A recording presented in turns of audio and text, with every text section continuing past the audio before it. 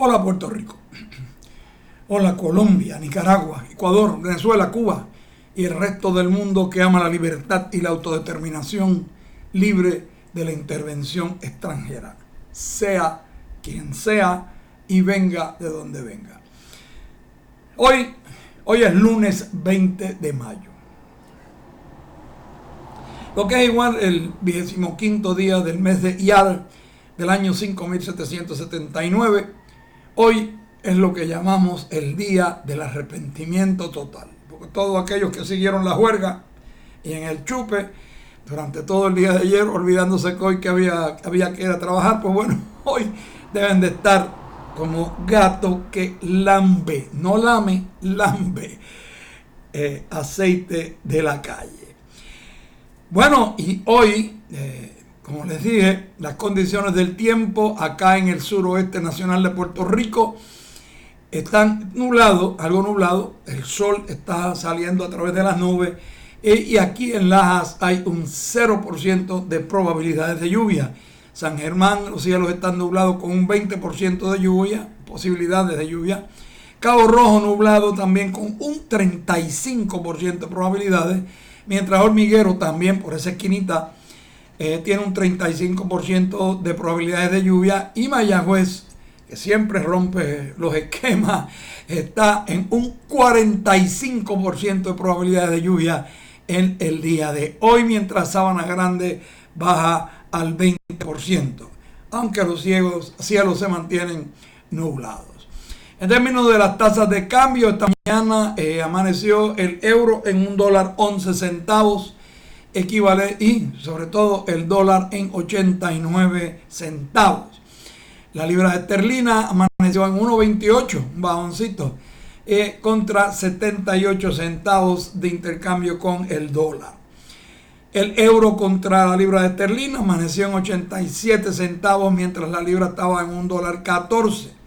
Y obviamente el bolívar venezolano sigue bajando con toda la agresión brutal e intervención por parte del imperio económico de los Estados Unidos.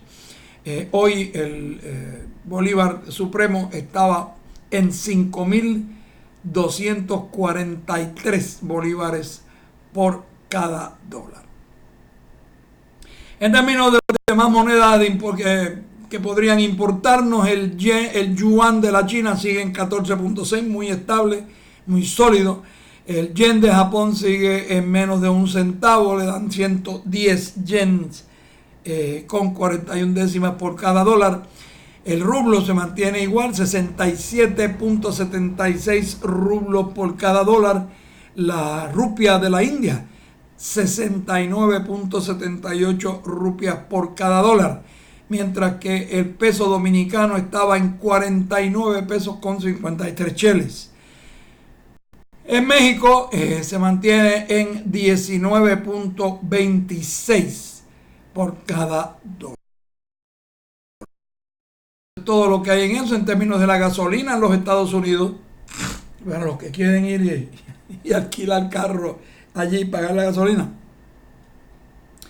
La gasolina está en $2.86 y 6 décimas el galón, equivalente a 75.7 centavos el litro.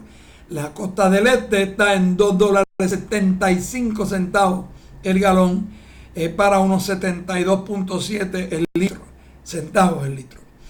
La costa del Golfo está en $2.51 el galón, mientras, o sea, eso equivale a 66 centavos, 66.5 centavos el litro. Costa oeste de los Estados Unidos está en $3.69 el galón, para 97.4 centavos el litro. En el caso de Puerto Rico seguimos en la misma situación. No sabemos el precio promedio de gasolina en ninguna de las estaciones, porque la agencia que se supone sea la que vele por los mejores intereses del pueblo de Puerto Rico, está lo más bien, gracias. Anda por ahí en algún lado, en la playa, en la orilla de la playa, el desgraciado, insolente, irresponsable y bandolero que dirige ese departamento, el Departamento de Asuntos al Consumidor. No sabemos desde noviembre noviembre 16 del año 2018. Desconocemos cuánto es el valor promedio y es una sorpresa llegar a la estación y encontrar un precio, el que sea. Bueno. En términos de los movimientos telúricos, que como ustedes saben, siempre una muy gentil y amable cortesía de las farmacias San Agustín y Martín en la Plaza Santo Domingo, en la ciudad de San Germán, la ciudad andariega, la ciudad de las Lomas, la nueva Salamanca. San Germán, hacedora de pueblos. Pues nos informan los muchachos de la farmacia Martín y su grupo de trabajo que se registraron ayer 5 sismos en el área de Puerto Rico, 2 en la República Dominicana, 1 en Islas Vírgenes Británicas y 2 en Puerto Rico. En el caso de la intensidad fue de 2.8 a unos 20 kilómetros al oeste-noroeste, a unos 17 kilómetros de profundidad de Puerto Real, eso es aquí cerquitita.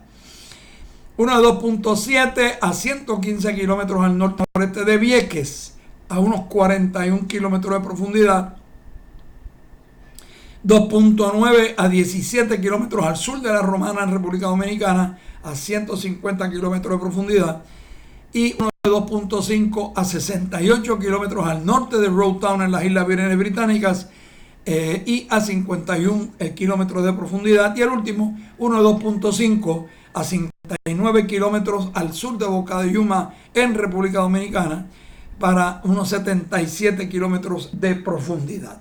Como podemos ver, y gracias a Todopoderoso y al César Supremo, llámele usted como quiera llamarle, no tenemos ninguna intensidad 6 o 7 que hubiera podido provocar un boletín informativo. Así que, de haber habido una intensidad mayor de 6 o 7, hubiera habido un boletín informativo.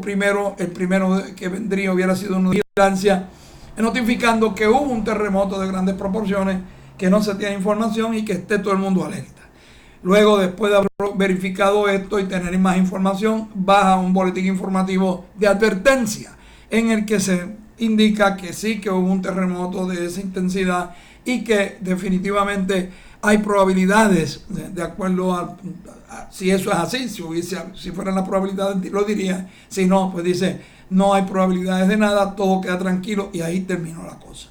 Pero si hubiera habido una acción de maremoto o tsunami, ahí en ese momento advierte que sí, que lo hay y que hay posibilidades, y después de ese lo que vendría sería un boletín informativo de aviso en el que se establecería definitivamente si viene o no. En ese sentido de aviso es sí viene.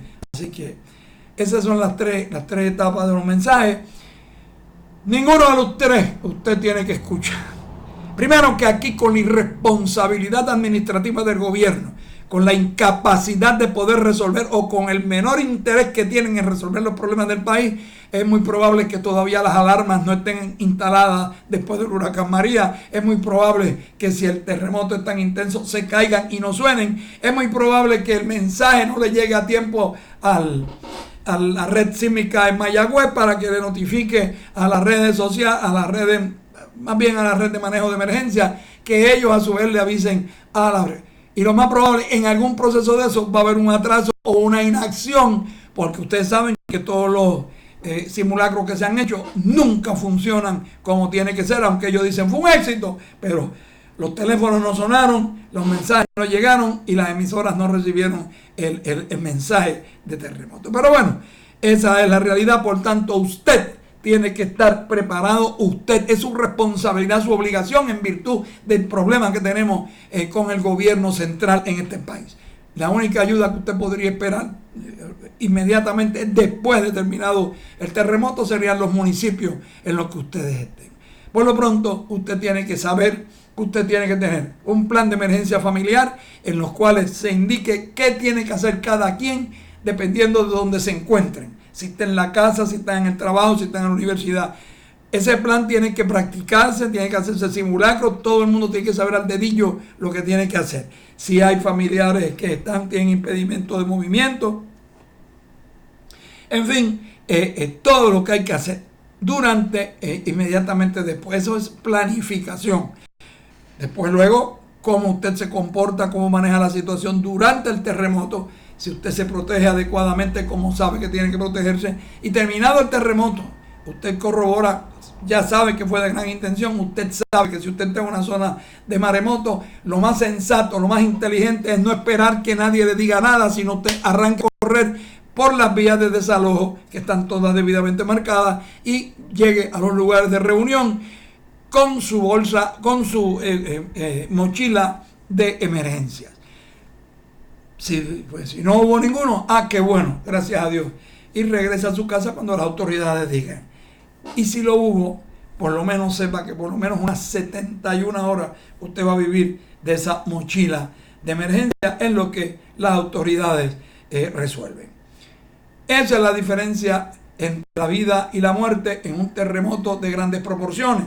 Pero lo más importante es que usted esté consciente que Puerto Rico, más que un área de huracanes, una vez al año, 1 o 2 huracanes como mucho, es un área de actividad sísmica continua. Puerto Rico tiembla la tierra todos los días. El ejemplo fue hoy como mínimo 2. Así que en cualquier momento podemos ser impactados por un terremoto de grandes proporciones y usted no debe tener grandes problemas si usted ha planificado adecuadamente, sabe qué hacer durante el terremoto y qué hacer inmediatamente después que se detenga el movimiento. Esa es la diferencia entre la vida y la muerte en un terremoto de grandes proporciones. Bueno, y las razones por las que las mujeres deben de visitar un urólogo son claras. Aunque hay un mito tan internalizado en que creen que todo lo que tiene que ver con la mujer es un ginecólogo, y eso está muy lejos de la verdad. Aunque parezca sorprendente, la urología es la medicina que cubre una amplia gama de condiciones en la mujer. Los urólogos son precisamente los cirujanos de toda la vía urinaria, de las glándulas adrenales, de la genitalia, tanto masculina como la femenina. Estos subespecialistas tratan condiciones de salud en ambos sexos, porque ambos pueden presentar condiciones como piedra, tumores en el riñón, en el uréter, en la vejiga, incontinencia urinaria, sangre en la orina, tumores adrenales, infecciones del tracto urinario, cistitis causada por cualquier cosa. Todo esto es la especialidad de este subespecialista. Son 2 especialidades que tienen. Una, cuando se gradúan como médico general, cogen la primera de medicina interna y luego hacen otra de urología. Las enfermedades urológicas afectan por igual a hombres y mujeres. Todas etapas de la vida están expuestas a ello. Por tanto, si usted tiene una de estas sintomatologías que hemos descubierto aquí, que hemos explicado a ustedes, pues usted lo que tiene que hacer es de inmediato hacer una llamada telefónica a el centro de médicos urólogos del Centro Médico de Mayagüez. Llámenlo. Centro Médico de Mayagüez, el más cercano de nosotros y el más próximo a ustedes. 787-806-2020. Doctor Juan Colón, del Centro Prostático en el Centro Médico de Mayagüez. Una llamada telefónica y unos 10-15 minutos en llegar allí. Así que no tiene por qué estar aplazando más. Y menos aún corriéndose el riesgo de no ir a ver al especialista correcto, que podría generar en complicaciones más tarde y acortar su vida por culpa de no tomar la acción precisa en el momento indicado. Y ese momento indicado es ahora. Llame por teléfono 787-806-2020. Y otro de los serios problemas que tiene todo el mundo y que nadie le da mucha atención, porque eso es común. Pero no, eso es común, pero tiene unas consecuencias que pueden generar en peores condiciones de salud, ¿no? Y es el problema del estreñimiento. El estreñimiento, hay un producto que está disponible en el mercado, lo descubrimos y está ahí disponible en todas las farmacias de la comunidad. Se llama High Fiber. H-Y-F-I-B-E-R. High Fiber, de fibra. Este producto es para el manejo de la condición de estreñimiento. Lo único que hay una gran diferencia, y es que hay otros productos para ello, pero se forman unos regueretes que cada uno tiene que preparar. No, esto es una fórmula de fibra soluble líquida. Por lo tanto, no hay nada que mezclar, no hay nada que preparar. Son 12 gramos de fibra soluble por onza. No causa cólicos, no causa tenemos. Usted sabe que es la sensación de carrerita. Sí. Bueno, cuando chiquito te lo decía la abuela. Pues bueno, eso no lo causa. No captura o interfiere con los medicamentos. No posee azúcares ni sabor acítrico.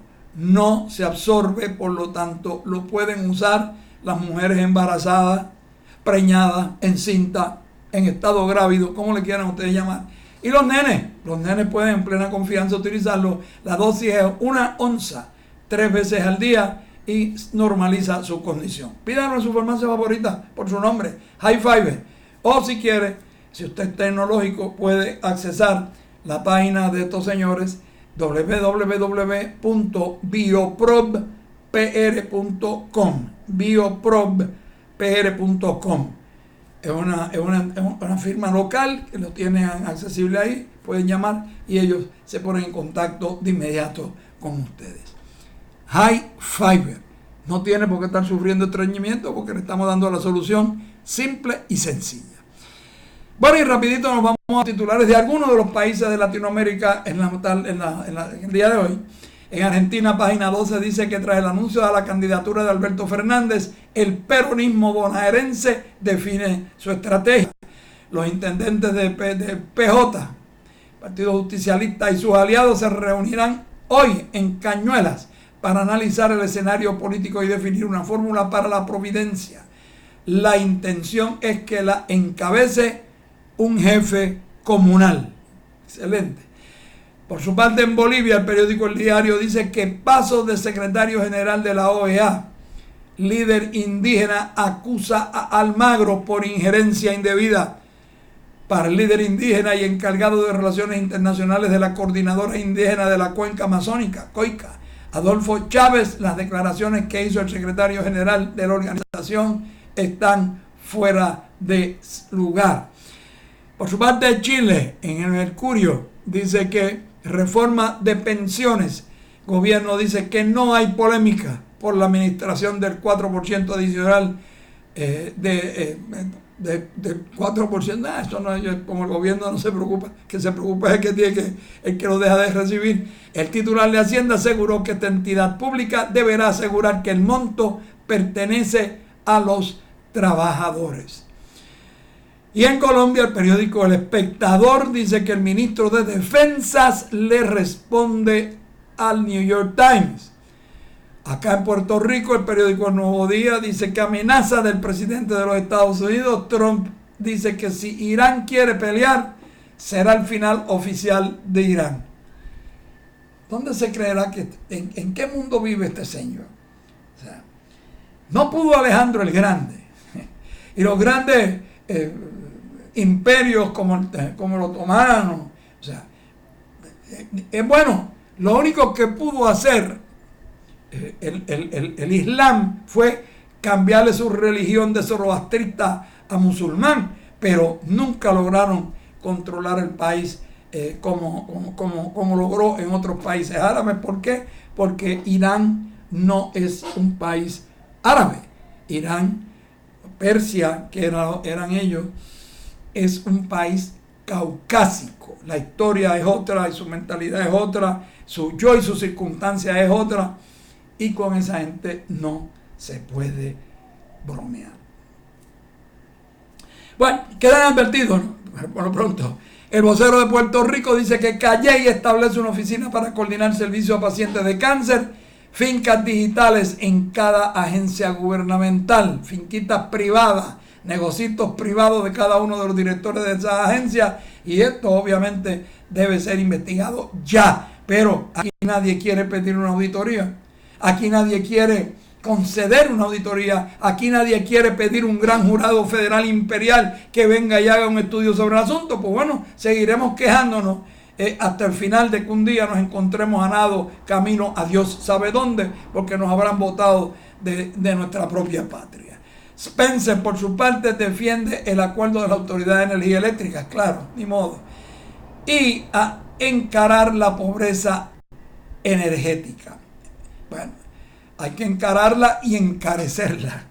El propósito es cobrar un 28% de aumento en las tarifas en el supuesto y alegrado acuerdo que han llegado con ellos. ¿Y por qué? La pregunta es, ¿por qué el consumidor tiene que pagar la deuda contraída por todos estos malandrines? Esa es nuestra historia. Pero para fines de junio, dice el periódico Metro, anuncios sobre las escuelas charter, alza en solicitudes de transporte escolar. Y esto como que eso no hace sentido con lo que ellos dicen. Si hay un alza en solicitudes de transporte escolar, ellos se refieren ¿a qué? A que hay más padres solicitando que hayan transportes escolares, o que hay más compañías solicitando que las contraten. Pero ni modo, así son los titulares de la prensa mainstream media en este país. Agreden a un sexagenario en la cabeza para robarle $5. El hombre fue identificado como don Luis Martínez Rivera. Por otro lado, un estudiante de la Escuela Superior de la Universidad recibirá una prestigiosa beca. El estudiante ingresará al recinto de Mayagüez de la Universidad de Puerto Rico. Por otro lado, el periódico Noticel nos dice que en educación aseguran que nadie puede decir que va a operar un charter en agosto. Así lo expuso el secretario interino de Educación. El secretario interino del Departamento de Educación, Eligio Hernández Pérez, alegó total desconocimiento. Si ese es el director interino, imagínate qué se podrá esperar. Es un total desconocimiento por casualidad o por causalidad, señor subsecretario o secretario interino. Pregunto, no sé, no estoy insinuando nada. Pero bueno, ¿quiénes son? Dice él que no, ¿quiénes son las 11 entidades que el lunes pasaron a la etapa de entrevistas que finalmente cualificarían para administrar una escuela alianza, una escuela charter? Ellos le cambiaron el nombre para decirle alianza para que la gente se confunda.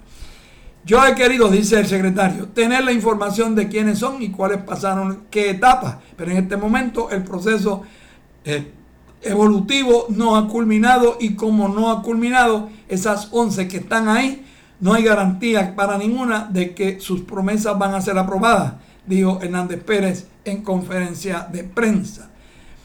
El que esté dando por sentado en este momento que va a entrar en una escuela alianza, miente, dijo él cuando se le preguntó, y diría que falta la verdad. Muy diplomático. Por embustero, serán, tú querrás decir. Pero como ustedes son todos unos ahí embusteros, quieren usar los eufemismos, vaya ustedes. Según Hernández Pérez, de las 35 cartas de intención se recibieron 13 propuestas. De esas, 11 pasaron el proceso de evaluación, y se explicó que esas 2 que se quedaron fuera fue porque enviaron los documentos tarde. En las 11, una de las entidades manifestó que su interés era comenzar en agosto del 20. El funcionario aceptó que hubo grupos interesados en una escuela alianza que participaron de la premisa de que serían escogidos al someter su carta de intención. Posiblemente hubo un acercamiento, tal vez apresurado, en una dirección interpretativa con su concepción de que esa escuela se va a convertir. Una carta de intención no implica una aprobación.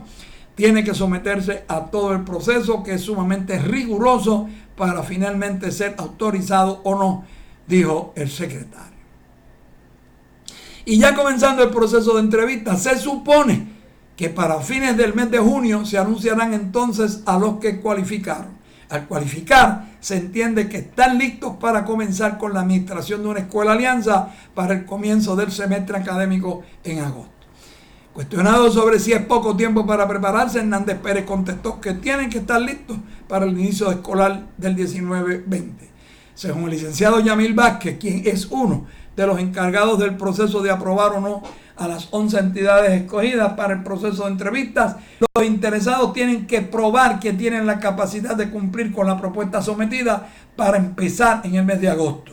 Supuestamente los aprobados y los rechazados se enterarán el mismo día.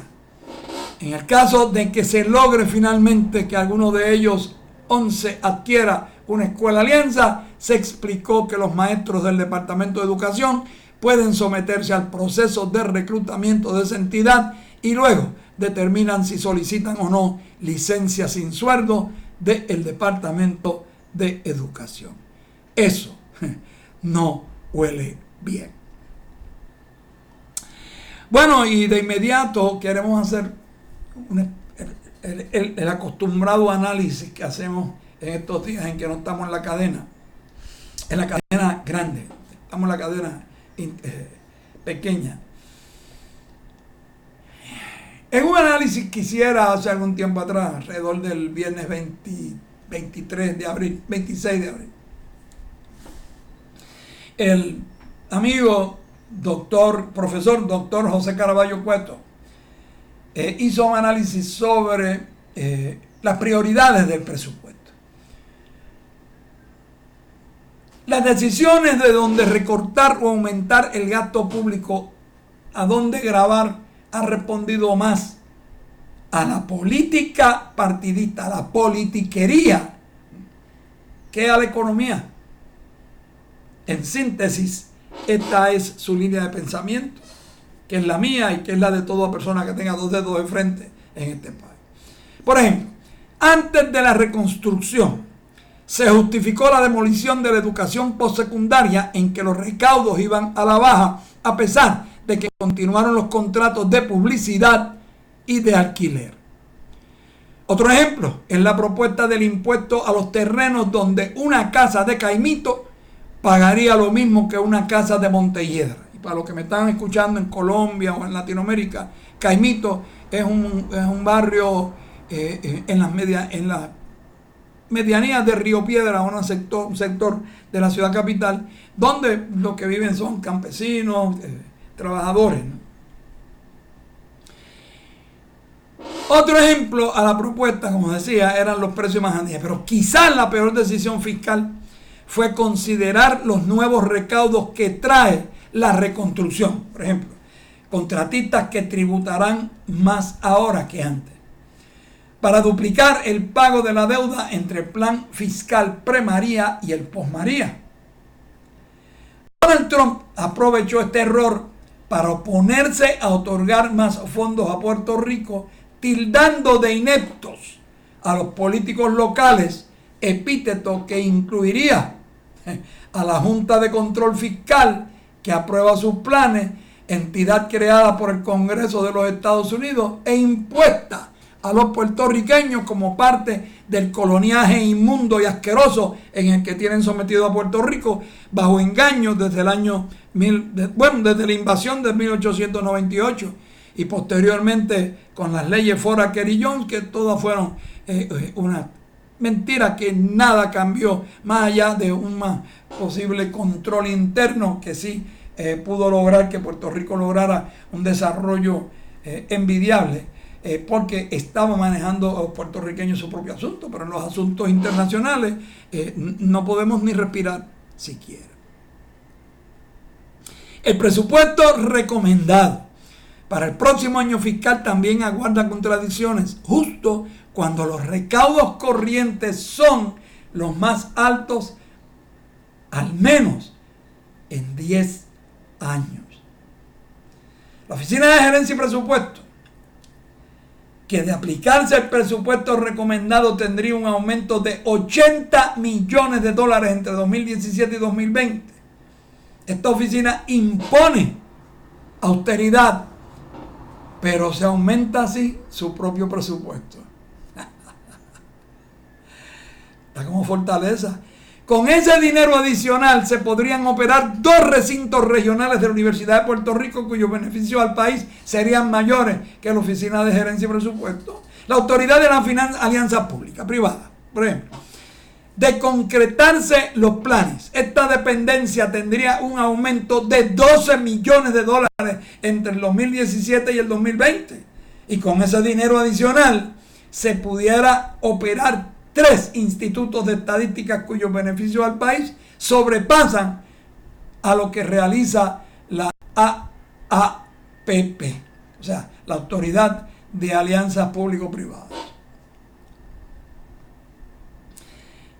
Departamento de Educación. Del 2017 al 2020 vendría un aumento de 1.190 millones en su presupuesto, suficiente para crear otra universidad de Puerto Rico con 11 recintos y matrículas gratuitas para 50.000 estudiantes. El presupuesto del Departamento de Educación, de fondos estatales, de fondos locales, en el 2017 fue de 1.675 millones, cercano al presupuesto de todo el gobierno jamaiquino, cuyo presupuesto es de 1.9 billones.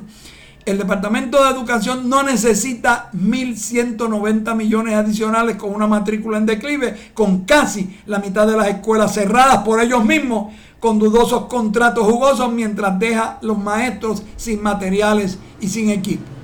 El Departamento de Educación necesita administrar mejor los actuales, los 1.675 millones que tenía, y no pedir más. Pero esa es la ATH, esa es la tarjetita, la ATM, como le dicen ustedes allá en Centroamérica y Latinoamérica. Las maquinitas de los bancos, para el gobierno, ahí de donde se roban el dinero. Departamento de Obras Públicas, otro de los departamentos. El aumento para el periodo sería de 114 millones de dólares. Su presupuesto sería 4 veces mayor al 2017. Hay un amplio consenso que los servicios del DITOP, Departamento de Transportación, competirían bien en un certamen de mediocridad mundial. Un plan de reingeniería es entonces necesario antes de cuadriplicar el presupuesto de esa agencia. Y yo soy de los que opino, y como opinan muchos de los economistas del país, digo, los inteligentes, que el Departamento de Transportación y Obras Públicas ya no tiene razón de existir, que no sea de aprobar un presupuesto y dividirlo entre los 78 municipios, que cada cual podrían hacer, cada 3 o cada 4 un consorcio de ellos, y hacerse cargo de la reparación y mantenimiento de la carretera, que se les dé el presupuesto, que actualmente son los municipios los que lo están haciendo ante la ineficiencia y la mala administración del Departamento de Transportación, con los pocos y escasos recursos que tienen los municipios, gracias a que el gobierno central se los ha ido quitando todo y ha ido robándole 380 millones por aquí, 200 por acá, y quiere seguir cortando. La oficina del gobernador es otro ejemplo. El aumento del 2017 al 2020 sería de 14 millones de dólares. Suficiente para crear 3 institutos de estadística cuyos beneficios al país son indudablemente mayores a los que realiza la oficina del gobernador.